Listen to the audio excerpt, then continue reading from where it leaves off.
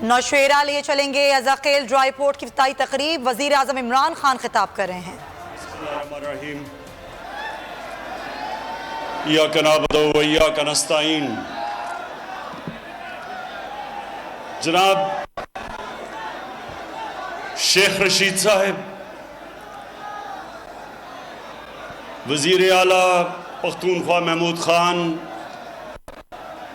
شاہ فرمان گورنر پختونخوا اور پرویز خٹک، ہمارے ڈیفنس منسٹر،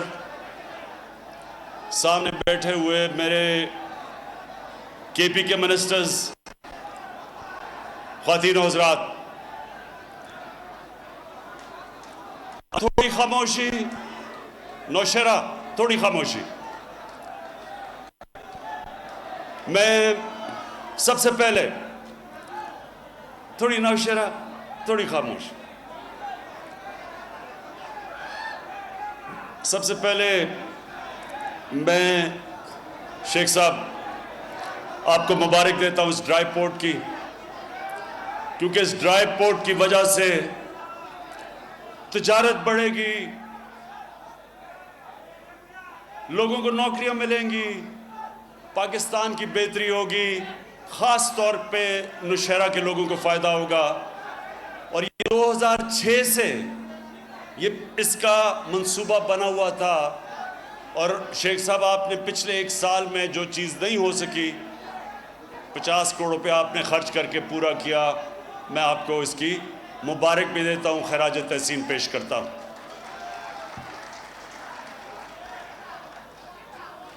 اب نوشیرہ کے لوگوں، آپ باشعور لوگ ہیں، آپ میں سیاسی شعور ہے، اس لیے یہ بار بار آپ تحریک انصاف کو جتاتے ہیں۔ اب میں اس لیے آپ کے سامنے یہ چیز رکھتا ہوں کہ آج تک پاکستان میں کیوں نہیں ہم نے پیسہ خرچ کیا اپنا ریلوے سسٹم ڈیولپ کرنے میں۔ پاکستان وہ ملک تھا جس کو ایک زبردست انگریز ریلوے سسٹم چھوڑ کے گیا، لیکن ہماری 70 سالہ تاریخ میں ہم نے کبھی ریلوے کے اوپر پیسہ نہیں خرچ کیا، بلکہ ساری دنیا کے اندر ریلوے کی پٹریاں بنتی گئیں، ریلوے پھیلتا گیا، اور پاکستان میں جو انگریز چھوڑ کے گیا تھا شیخ صاحب سے بھی کم ہو گیا۔ انگریز جو چھوڑ کے گیا تھا اس سے بھی ہماری کم پٹریاں ہو گئیں۔ اس کی وجہ کیا ہے؟ اس کی وجہ یہ ہے کہ پاکستان کے اندر جو حکومتیں آئیں وہ ایلیٹ کے لیے تھیں، ایک چھوٹے سے طبقے، اس کے لیے ساری سہولتیں تھیں، فیصلے جتنے ہوتے تھے تھوڑے سے طبقے کو فائدہ دینے کے لیے۔ تعلیم ہوتا تھا تو انگلش میڈیم، اعلیٰ تعلیم صرف چھوٹے سے طبقے کے لیے، اچھی نوکری تھوڑے سے طبقے کے لیے، عدالتوں کے اندر طاقتور کے لیے ایک نظام اور کمزور کے لیے دوسرا، جیلوں میں سارے غریب لوگ اور بڑے بڑے ڈاکو باہر پھرتے تھے۔ اور ہمارے ملک میں ہسپتالوں میں آہستہ آہستہ، میں ایک سرکاری ہسپتال میں پیدا ہوا تھا، آج سرکاری ہسپتالوں کا آہستہ آہستہ حالات بگڑتے گئے اور پیسے والے لوگ پرائیویٹ ہاسپٹلز میں جانا شروع ہو گئے۔ تو جو میں آپ کو کہہ رہا ہوں کہ ریلوے بھی اسی طرح مار کھائی۔ ریلوے عام آدمی کا سفر ہے، عام آدمی دنیا میں ہر جگہ ریلوے پہ سفر کرتا ہے، اور کیونکہ عام آدمی کا ایشو تھا، آہستہ آہستہ ہم نے دیکھا کہ ریلوے پہ پیسہ بھی خرچ نہیں ہوا، ریلوے کے حالات بھی بگڑتے گئے، اور ریلوے ادھر پہنچ کے جیسے شیخ صاحب بالکل ٹھیک کہہ رہے ہیں کہ کیونکہ ہم نے انویسٹمنٹ نہیں کی ریلوے پہ، ہماری پٹریوں کا برا حال ہے، ہمارا سارا ریلوے سسٹم کا برا حال ہے۔ کتنے پل ہیں ایسے ریلوے کے جو اپنی گارنٹی سے زیادہ یعنی جو ان کی ایکسپائری ڈیٹ تھے اس سے آگے تک استعمال ہو رہے ہیں۔ تو اس لیے جو ایم ایل 1 ہے یہ ایک انشاءاللہ پاکستان میں ریلویز میں انقلابی تبدیلی لے کے آئے گا۔ چائنا اس وقت دنیا میں ریلوے ٹیکنالوجی میں سب سے آگے ہے۔ یہ سوچیں کہ کراچی سے لے کے پشاور تک 8 گھنٹے میں سفر ہوگا ریلوے کا، ٹھیک ہے نا شیخ صاحب؟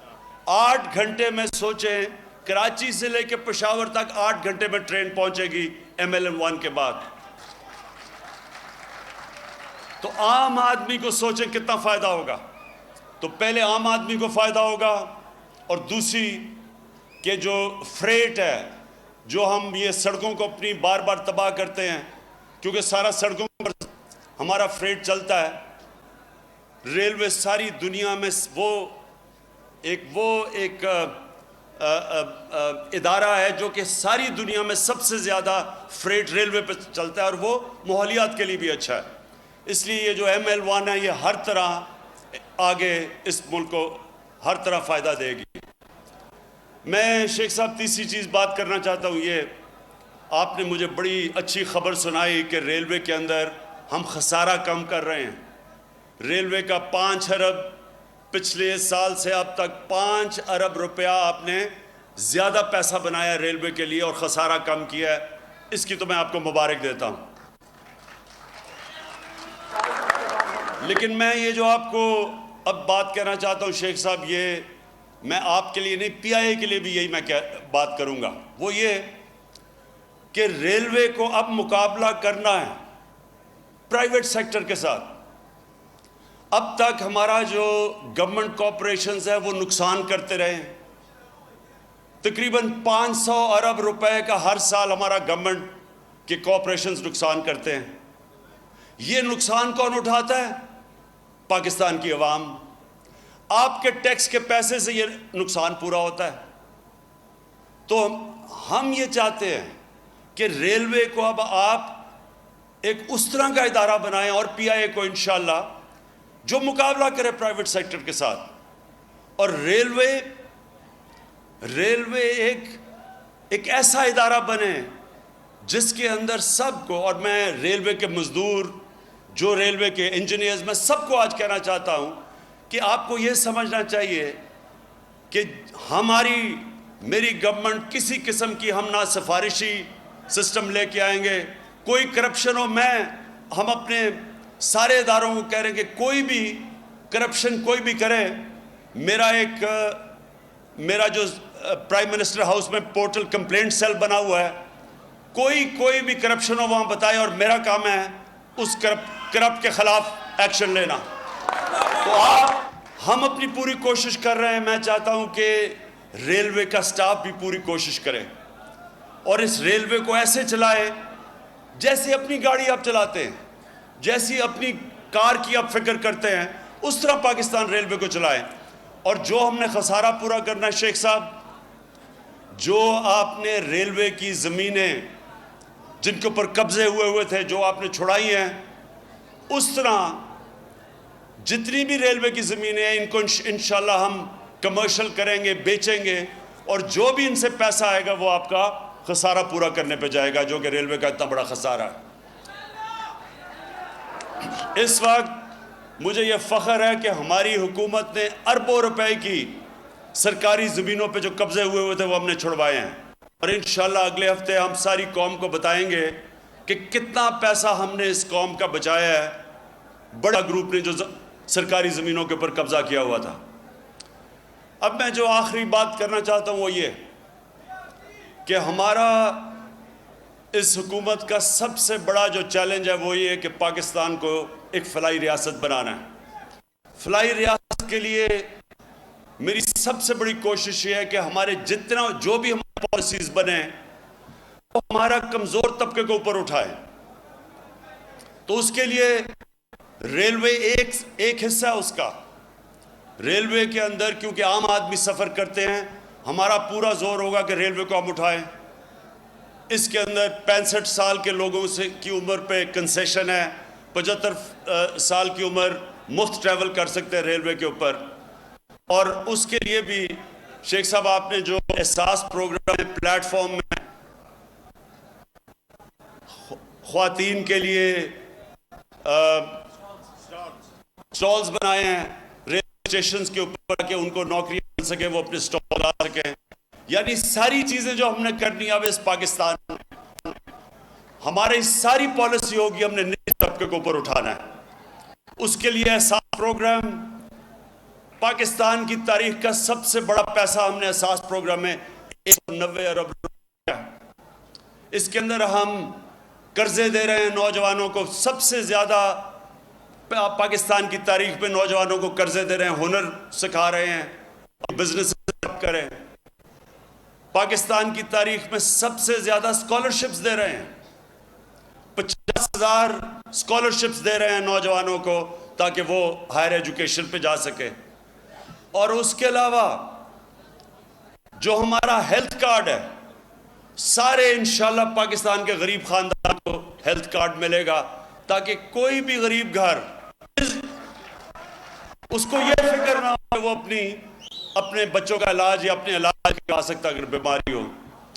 ہمارا جو اب ہاؤسنگ شروع ہو رہا ہے اور انشاءاللہ یہ حال شروع ہو گئی بنے، کیونکہ ہمیں کئی رکاوٹیں آئی تھی قانونی طور پہ. اس سال ہم اپنی جو 50 لاکھ گھر بنا رہے ہیں، جس میں سے ایک عام آدمی گھر خرید سکتا ہے اور قسطوں میں گھر خرید سکتا ہے. یہ پہلی دفعہ پاکستان میں ہوگا. اس کا سارا مقصد ایک تو یہ ہے کہ عام لوگوں کو، تنخواہ دار لوگوں کو، ان کے پاس یہ ہو کہ ہمارے نیا پاکستان ہاؤسنگ سوسائٹی کی وجہ سے کو گھر مل سکے اور قسطوں میں وہ لے سکیں. جو ابھی تک آپ کیش ہے تو آپ گھر لے سکتے تو نہیں خرید سکتے. اس کے علاوہ یہ جو ہماری ہاؤسنگ کیمپین ہوگی، اس سے 30 انڈسٹریز اس کی وجہ سے چل پڑیں گی. اس کا مطلب نوکریاں ملیں گی لوگوں کو، اس کا مطلب روزگار ملے گا. اور یہ ہے ہمارا پروگرام اس سال کا ہاؤسنگ کا. اس کے علاوہ ہم انڈسٹریز بند پڑی ہیں، ایک نیا ان کے لیے پروگرام لے کے سکھ انڈسٹریز کو اٹھانے کے تاکہ وہ بھی نوجوانوں کو روزگار ملے. لیکن جو ہمارا احساس پروگرام ہے، اس میں جو مجھے سب سے زیادہ خوشی یہ ہے کہ ہمارے نچلے طبقے اب کارڈ بنا رہے ہیں، ان کو ڈائریکٹ پیسے بھی ملیں گے یوٹیلیٹی سٹور سے آ کے، وہ ایک ساتھ راشن بھی لے سکتے ہیں. اور یوٹیلیٹی سٹورز کے